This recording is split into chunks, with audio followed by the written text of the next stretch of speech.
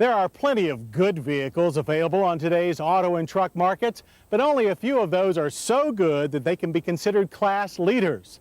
Now, in the sport utility business, one of the top machines is undoubtedly this one, the Ford Explorer. Since its introduction in 1990, well over 1 million Explorers have been sold, and that's a lot of sport utes, and certainly explains why so many of you have asked for another look at the newest Explorer, an improved version of a machine that's always sold well and now is selling even better. When you have so many sales at stake, you tend to approach product changes with extreme caution. So the Ford Explorer's designers deserve praise for making mostly only important changes. They did reshape the Explorer's familiar brick-shaped nose into a striking bullet design, with a lower hood, huge headlights, and a toothy, aggressive grille. The chassis remains the familiar body-on-frame design with a 111.5-inch wheelbase, but it gains Ford's new short, long-arm front suspension. In addition, a car-like rack and pinion steering system replaces the traditional recirculating ball. The Explorer's engine remains a German-made 4-liter V6, which still makes 160 horsepower and 225 pound-feet of torque. Minor changes for 95 include a composite intake manifold and 100,000-mile tune-up interval. The optional 4-speed automatic transmission is more heavily revised. It now features electronic shift controls in place of last year's vacuum system. The important change, however, comes further down the drive line in the form of Ford's new control track 4-wheel drive system. Operated by a single rotary dash switch, the computer-controlled control track is a full-time on-demand system that operates almost transparently. Using a multi-disc clutch and a center front axle disconnect instead of hubs, the system operates in rear drive mode until slippage is detected. Then in just 20 milliseconds, up to 99% of the torque can be shifted to the front axle. Standard on all Explorer 4x4s, this is a very sophisticated system. 4-wheel low is available for serious off-road work, and a locking rear differential is an option. With control track and an increase in ground clearance to 6.7 inches, the Explorer takes easily to the dirt.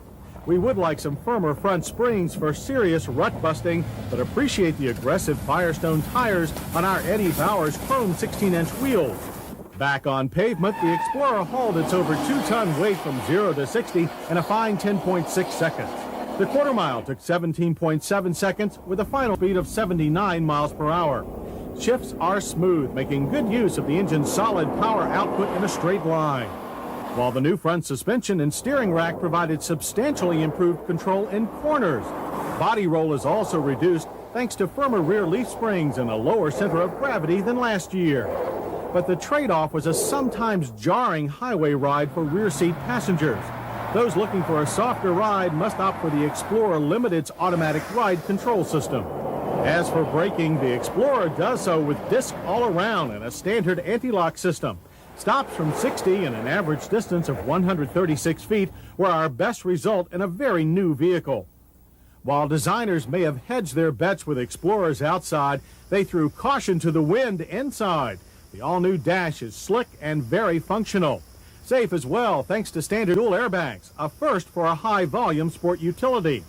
And while ground clearance may be increased, hopping into the plush supportive seats is still a breeze. The sharp new gauges are clear and complete, as are the optional automatic climate controls. Air conditioning is standard. And this cassette stereo has beefy controls. Order leather or the integrated child seat, and the 60-40 split rear bench seat reclines. It also folds flat without removing the headrest.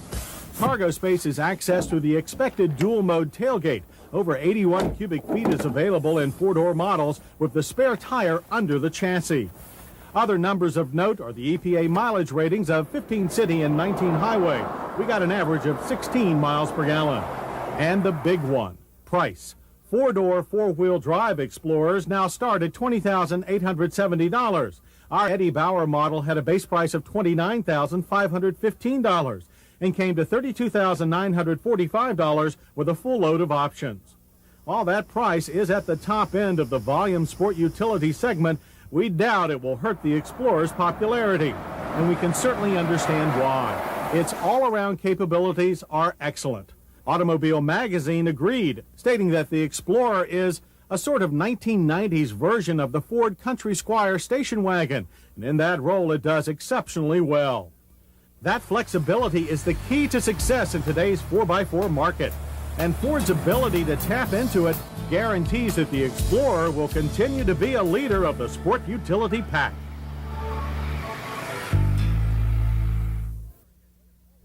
Americans have always had a special relationship with the automobile, and some wonderful examples of that can be found in Betsy, the Best Car I Ever Owned. Editor Jeff Hagan assembled this heartwarming collection of memories by running newspaper ads asking for stories of special machines. Now each one is complemented by one of Jeff's own drawings, playful impressions of miles gone by, and a book for anyone who's ever loved a car. Be sure to join us next week for more Motorweek, and we'll look at all that's new from General Motors for 1996. We'll also test BMW's new 318 Ti. We'll travel to Italy for a look inside supercar builder Lamborghini. Pat Goss will have more handy car care advice. Plus, we'll have all the latest motor news. I'm John Davis. We'll see you then. To order a video cassette of this program, call 1-800-422-0064 or send $29.95 plus $4.95 shipping and handling to Motorweek, Post Office Box 55742, Indianapolis, Indiana 46205.